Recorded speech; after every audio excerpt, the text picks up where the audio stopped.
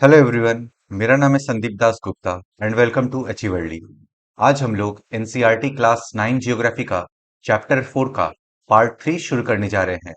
Previous chapter के lectures upload हो चुके हैं और मैंने क्लास 9 जियोग्राफी का एक सेपरेट प्लेलिस्ट भी क्रिएट कर दिया है। प्लेलिस्ट का लिंक आपको इस वीडियो के डिस्क्रिप्शन बॉक्स में मिल जाएगा, तो जो लोग नए आए हैं वहां से उन वीडियोस को देख सकते हैं। मैं पढ़ाते हुए इंपॉर्टेंट पॉइंट्स को स्टार मार्क करता हुआ चलूंगा, तो अगर आप बुक से पढ़ रहे हैं आप भी उन पॉइंट्स को स्टार मार्क कर ले, या फिर अगर आप नोट्स बना रहे हैं तो अपने नोट्स में उन पॉइंट्स को लिख लें, क्योंकि वहां से क्वेश्चन आने के चांसेस ज्यादा होते हैं। अगर आपको कुछ डाउट हो तो आप मुझसे कमेंट्स में पूछ सकते हैं या फिर इंस्टाग्राम पे पूछ सकते हैं। इंस्टाग्राम का लिंक आपको इस वीडियो के डिस्क्रिप्शन बॉक्स में मिल जाएगा। एनसीईआरटी के बुक्स को आप एनसीईआरटी की वेबसाइट से फ्री में डाउनलोड कर सकते हैं, तो वहां से आप इस बुक को डाउनलोड कर ले और आज का लेक्चर देखने के बाद एक बार इस चैप्टर को पढ़ लें, जिससे कि आपको और अच्छे से समझ में आ जाएगा। तो चलिए अब आज का लेक्चर शुरू करते हैं। चैप्टर 4, क्लाइमेट, जलवायु। हमने प्रीवियस लेक्चर्स में चैप्टर 4 के पार्ट 1 को और पार्ट 2 को कवर कर लिया है। इस वीडियो के डिस्क्रिप्शन बॉक्स में आपको चैप्टर 4 के पार्ट 1 और पार्ट 2 के लेक्चर का लिंक मिल जाएगा। अगर आपने वो वीडियोस नहीं देखे हैं तो पहले आप उन वीडियोस को देख ले, जिससे कि आपको आज का लेक्चर और अच्छे से समझ में आएगा। आज हम लोग चैप्टर 4 के पार्ट 3 को शुरू करेंगे। इसमें हम लोग द सीजन्स के बारे में पढ़ेंगे।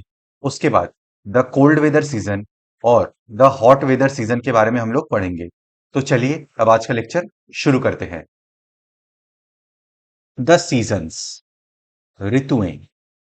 The monsoon type of climate is characterized by a distinct seasonal pattern.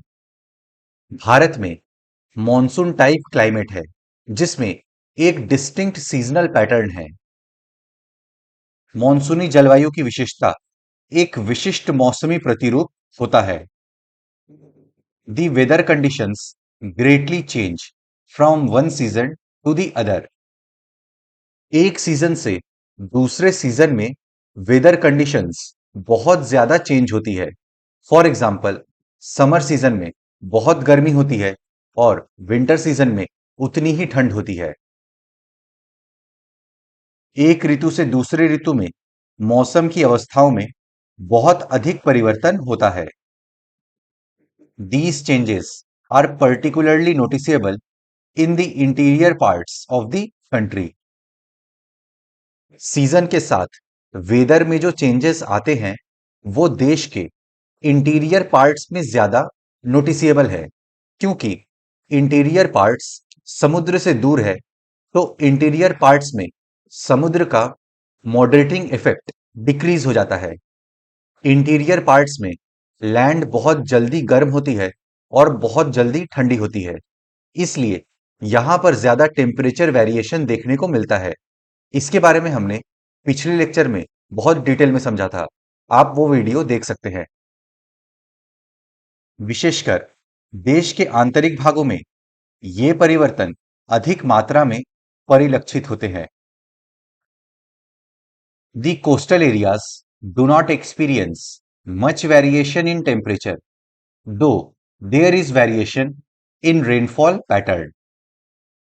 Coastal areas में ज्यादा टेम्परेचर वेरिएशन देखने को नहीं मिलता है, क्योंकि कोस्टल एरियाज में समुद्र का मॉडरेटिंग इफेक्ट पड़ता है। वाटर की स्पेसिफिक हीट हाई होती है, इसलिए पानी गर्म होने में भी समय लेता है और ठंडा होने में भी समय लेता है। कोस्टल एरियाज में रेनफॉल पैटर्न में वेरिएशन देखने को मिलता है। तटीय क्षेत्रों के तापमान में बहुत अधिक भिन्नता नहीं होती है, यद्यपि यहां वर्षा के प्रारूपों में भिन्नताएं होती हैं।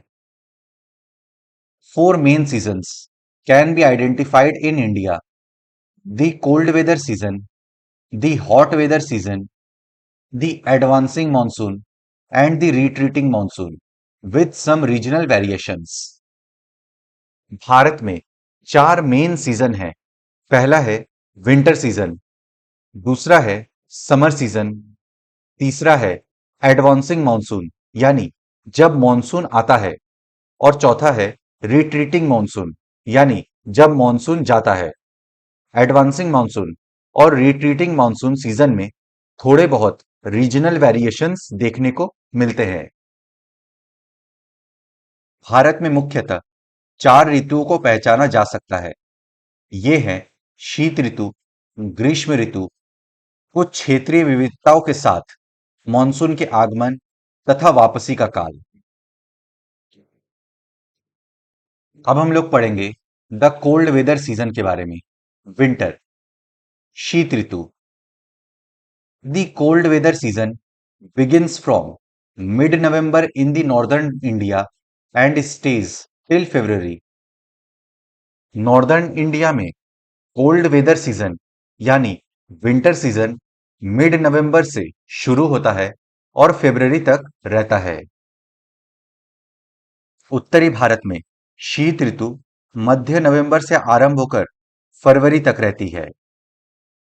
December and January are the coldest months in the northern part of India. Bharat के नॉर्दर्न पार्ट्स में दिसंबर और जनवरी सबसे कोल्डेस्ट मंथ्स होते हैं। भारत के उत्तरी भाग में दिसंबर एवं जनवरी सबसे ठंडे महीने होते हैं। The temperature decreases from south to the north. जब हम साउथ से नॉर्थ की तरफ जाते हैं तो टेम्परेचर डिक्रीज होता है। मतलब साउथ इंडिया की तुलना में नॉर्थ इंडिया में ज्यादा ठंड पड़ती है। इसके दो रीजन हैं। एक तो साउथ इंडिया में कोस्टल एरियाज में समुद्र के कारण मॉडरेटिंग इफेक्ट पड़ता है तो टेम्परेचर वेरिएशन ज्यादा नहीं होता।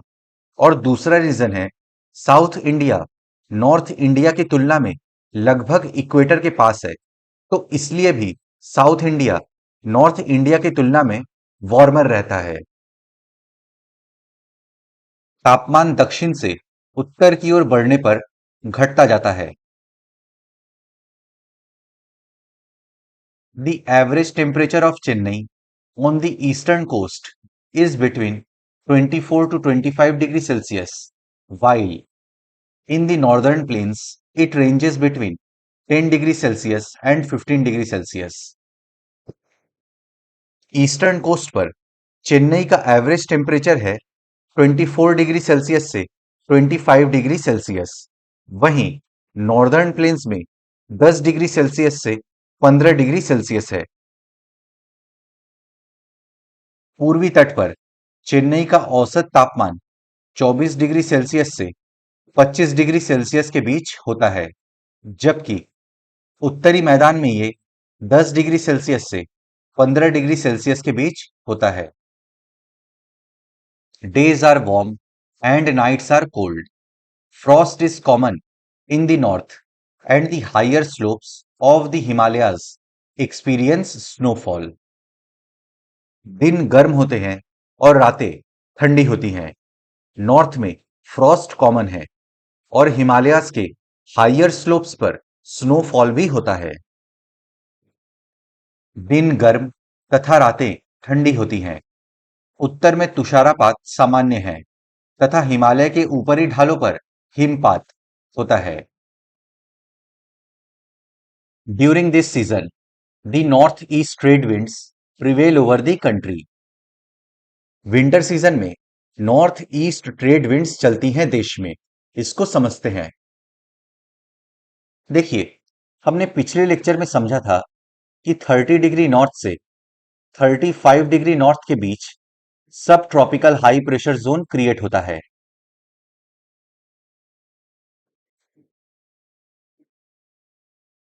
और हमें यह पता है कि हाई प्रेशर जोन से लो प्रेशर जोन की तरफ विंड्स चलती हैं। तो इसी सब ट्रॉपिकल हाई प्रेशर जोन से लो प्रेशर जोन की तरफ विंड्स चलेंगी और यही है आपकी नॉर्थ ईस्ट ट्रेड विंड्स। तो विंटर सीजन में यही विंड्स देश में प्रवाहित होती हैं। इस ऋतु में देश में उत्तर पूर्वी व्यापारिक पवनें प्रवाहित होती हैं। They blow from land to sea and hence for most part of the country it is a dry season. देखिए, ये विंड्स मोस्टली लैंड्स के ऊपर चल रही है, इसलिए इसमें मॉइस्चर कंटेंट बहुत कम होता है। इसलिए इन पवनों के द्वारा बारिश बहुत कम या फिर होती ही नहीं है। इसलिए देश के अधिकतर भागों में शुष्क मौसम होता है। ये स्थल से समुद्र की ओर बहती हैं तथा इसलिए देश के अधिकतर भाग में शुष्क मौसम होता है। Some amount of rainfall occurs on the Tamil Nadu coast from these winds, as here they blow from sea to land. देखिए, जो नॉर्थ ईस्ट ट्रेड विंड्स ऐसे बहती हुई आएंगी, वो बे ऑफ बंगाल से मॉइस्चर गैदर करेंगी और तमिलनाडु कोस्ट पर बरसा देंगी। इन पवनों के कारण कुछ मात्रा में वर्षा तमिलनाडु के तट पर होती है, क्योंकि वहां ये पवनें समुद्र से स्थल की ओर बहती है। ये हमने यहां पे देख लिया है। In the northern part of the country a feeble high pressure region develops with light winds moving outwards from this area. देखिए, हमें पता है कि जब टेम्परेचर ज्यादा होता है तो हवा गर्म होके ऊपर की ओर उठती है, तो वहां पर लो प्रेशर जोन क्रिएट हो जाता है। लेकिन देश के नॉर्दर्न पार्ट्स में विंटर सीजन में ठंड पड़ती है, तो टेम्परेचर भी कम रहता है, इसलिए हवा भी ऊपर नहीं उठेगी। जब हवा ऊपर नहीं उठेगी तो हाई प्रेशर जोन बनेगा। इसलिए देश के नॉर्दर्न पार्ट्स में एक feeble high pressure region develop हो जाता है। विंड्स हमेशा हाई प्रेशर जोन से लो प्रेशर जोन की ओर चलती है, इसलिए इस एरिया से लाइट विंड्स बाहर की ओर चलने लगती है। देश के उत्तरी भाग में एक कमजोर उच्च दाब का क्षेत्र बन जाता है, जिसमें हल्की पवनें इस क्षेत्र से बाहर की ओर प्रवाहित होती है।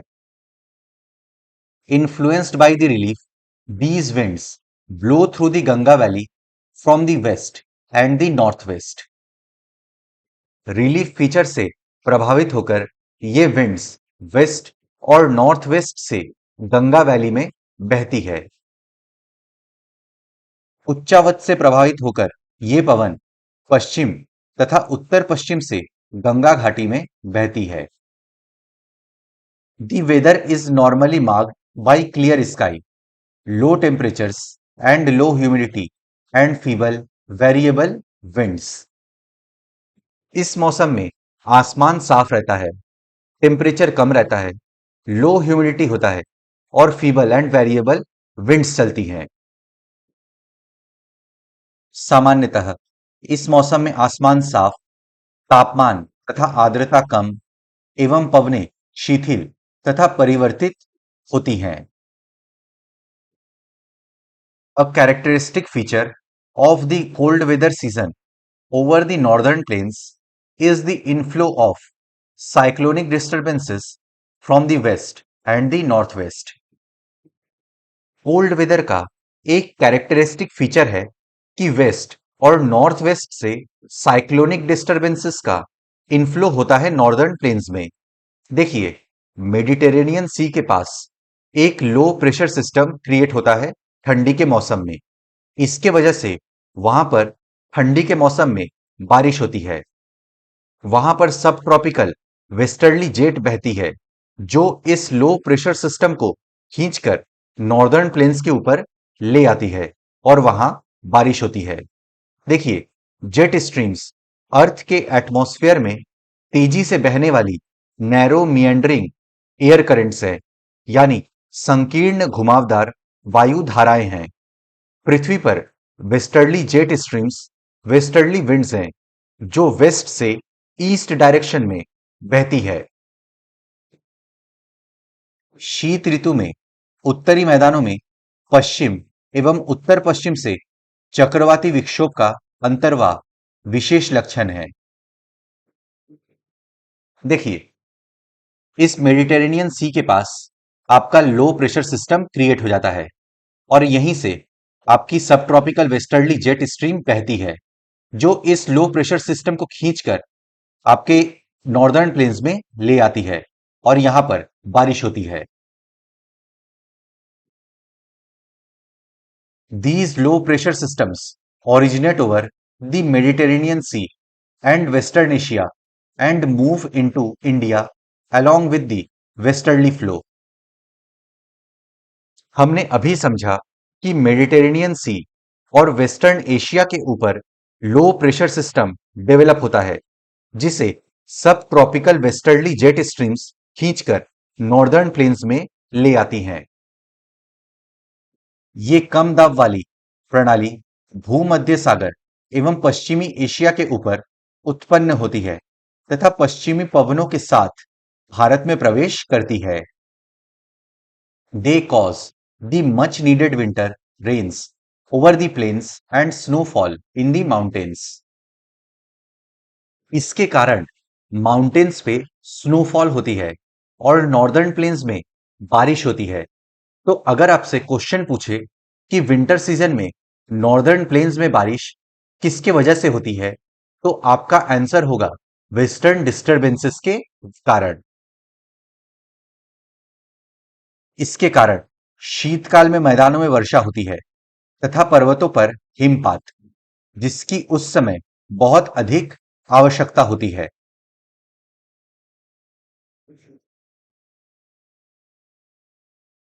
Although the total amount of winter rainfall, locally known as Mahavat, is small, they are of immense importance for the cultivation of rabi crops. Winter season में जो बारिश होती है उसे स्थानीय तौर पर महावत कहा जाता है। ये कम होती है, लेकिन राबी क्रॉप्स के लिए ये बारिश बहुत इंपॉर्टेंट है। यद्यपि शीतकाल में वर्षा, जिसे स्थानीय तौर पर महावट कहा जाता है, की कुल मात्रा कम होती है, लेकिन ये रबी फसलों के लिए बहुत ही महत्वपूर्ण होती है। The peninsular reason does not have a well defined cold season. Cold season peninsular India में ज्यादा स्पष्ट नहीं है। प्रायद्वीपीय भागों में शीत ऋतु स्पष्ट नहीं होती है। There is hardly any noticeable seasonal change in temperature pattern during winters due to the moderating influence of the sea. Winter season में पेनिनसुलर इंडिया में ज्यादा टेम्परेचर वेरिएशन नहीं होता, क्योंकि समुद्र का मॉडरेटिंग इफेक्ट पड़ता है। पानी की स्पेसिफिक हीट हाई होती है, इसलिए पानी गर्म होने में भी समय लेती है और ठंडी होने में भी समय लेती है। समुद्री पवनों के प्रभाव के कारण शीत ऋतु में भी यहां तापमान के प्रारूप में न के बराबर परिवर्तन होता है। अब हम लोग का नेक्स्ट टॉपिक है the hot weather season, summer, ग्रीष्म ऋतु। Due to the apparent northward movement of the sun, the global heat belt shifts northwards. हमें पता है कि इक्वेटर पे सन रेज स्ट्रेट गिरती हैं और वहां का टेम्परेचर हाई होता है, और टेम्परेचर हाई होने के कारण हवा गर्म होकर ऊपर की ओर उठती है और वहां लो प्रेशर जोन क्रिएट हो जाता है। लेकिन समर सीजन में सिचुएशन थोड़ा सा चेंज हो जाता है। हमें पता है समर सीजन में सन ट्रॉपिक ऑफ कैंसर पे चमकता है, तो इस वजह से यहां का टेम्परेचर हाई होता है और यहां पर लो प्रेशर जोन क्रिएट हो जाता है। सन के ट्रॉपिक ऑफ कैंसर पे चमकने के वजह से जो ग्लोबल प्रेशर बेल्ट और ग्लोबल हीट बेल्ट है, वो नॉर्थवर्ड्स शिफ्ट कर जाता है। सूर्य के उत्तर की ओर आभासी गति के कारण भूमंडलीय ताप पट्टी उत्तर की तरफ खिसक जाती है। As such, from March to May it is hot weather season in India. Bharat में मार्च से मई में हॉट वेदर सीजन होता है। मार्च से मई तक भारत में ग्रीष्म ऋतु होती है।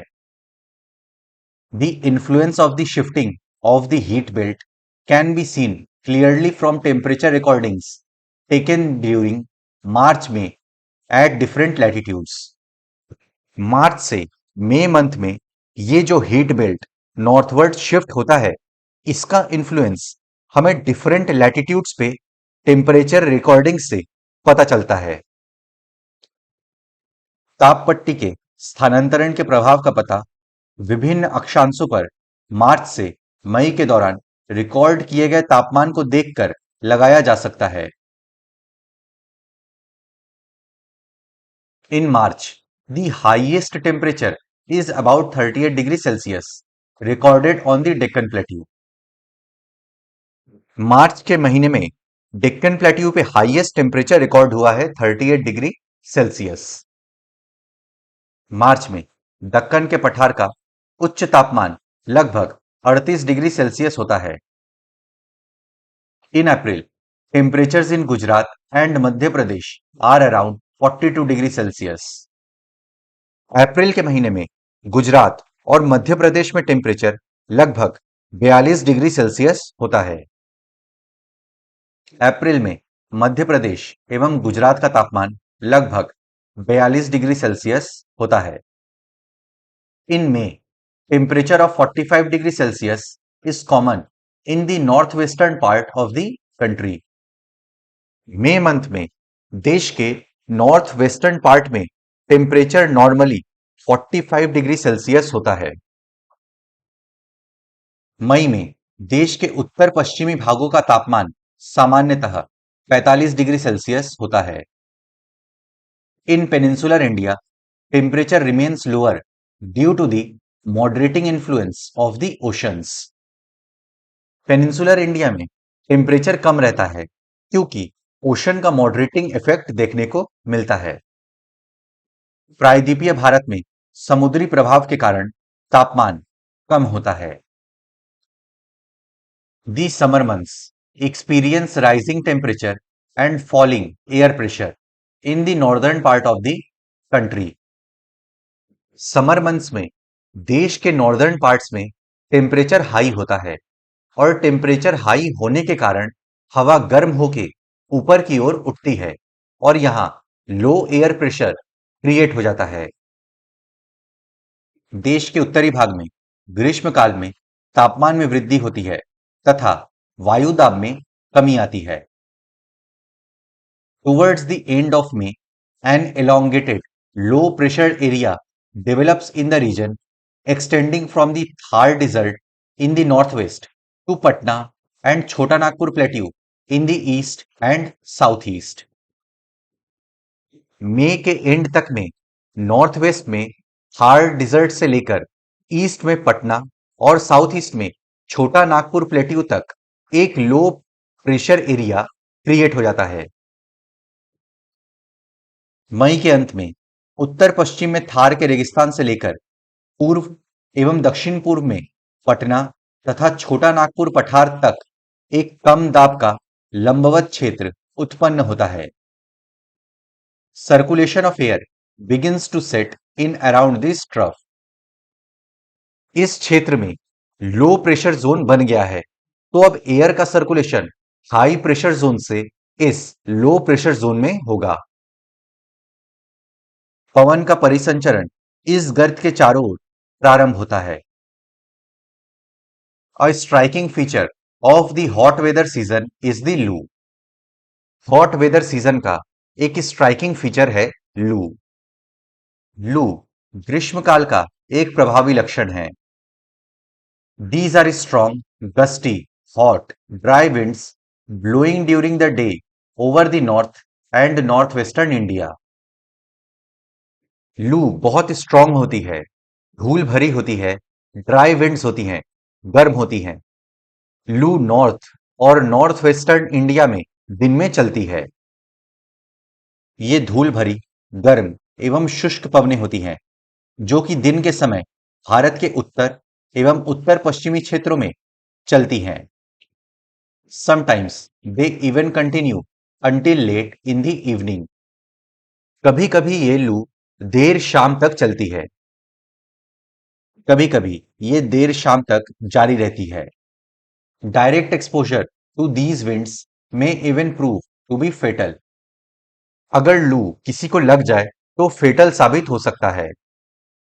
इस हवा का सीधा प्रभाव घातक भी हो सकता है। Dust storms are very common during the month of May in northern India. Northern India में मई के महीने में धूल भरी आंधी कॉमन है। उत्तरी भारत में मई महीने के दौरान सामान्यतः धूल भरी आंधियां आती हैं।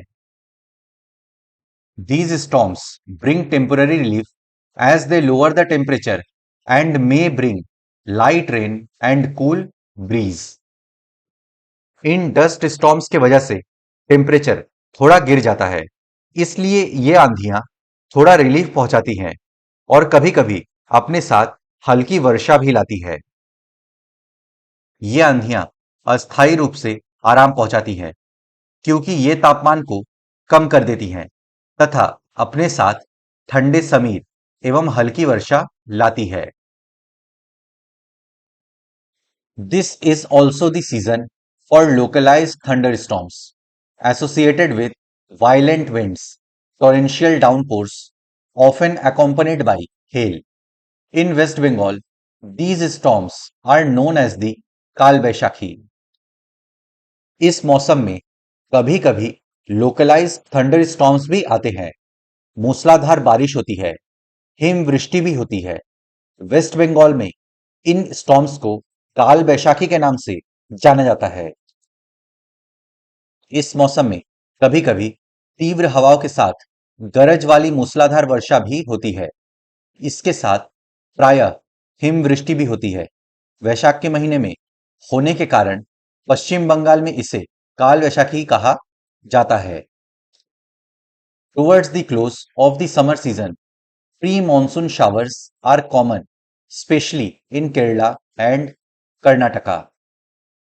समर सीजन के एंड में कर्नाटका और केरला में प्री मॉनसून शावर्स कॉमन है। देखिए, मॉनसून आने से पहले ये प्री मॉनसून शावर्स है। ये हर जगह नहीं होते, लोकलाइज्ड एरिया में होते हैं। ग्रीष्म ऋतु के अंत में कर्नाटक एवं केरल में प्रायः पूर्व मानसूनी वर्षा होती है। They help in the early ripening of mangoes and are often referred to as mango showers. Pre monsoon showers के कारण आम पक जाते हैं, इसलिए इन्हें मैंगो शावर्स के नाम से भी जाना जाता है। इसके कारण आम जल्दी पक जाते हैं तथा प्रायः इसे आम वर्षा भी कहा जाता है। तो फ्रेंड्स, इसी के साथ हम लोग का आज का लेक्चर समाप्त होता है। अब नेक्स्ट लेक्चर में हम लोग चैप्टर 4 के पार्ट 4 को कवर करेंगे। मैं आशा करता हूं कि आपको सब कुछ समझ में आ गया होगा। अगर आपको फिर भी कुछ डाउट है तो आप मुझसे कमेंट्स में पूछ सकते हैं या फिर इंस्टाग्राम पे पूछ सकते हैं। अपने फ्रेंड्स के साथ इस वीडियो को शेयर करें। वीडियो पसंद आए तो लाइक करें, चैनल को सब्सक्राइब करें। मैं मिलता हूं आपसे नेक्स्ट लेक्चर में। Good day to everyone. जय हिंद।